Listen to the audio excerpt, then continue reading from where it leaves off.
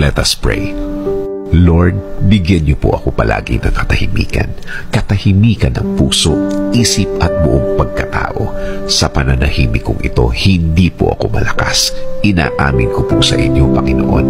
Ako po ay naghihina at alam ko po na kayo ang dapat kong kapitan. Alam kong kayo ang dapat kong paniwalaan na ang lahat ay magiging okay, ang lahat ay magiging maayos, ang lahat ay magiging tahimik. Kakapit pa rin ako sa inyong magandang plano. Kakapit pa rin ako sa inyong magandang bukas na pangako. Alam kong ang lahat ng oras na may problema ay mabilis na lilipas, mabilis na mawawala. Alam ko din, Lord, na hindi ibig sabihin na wala akong nakikitang nangyayari ay walang nangyayari.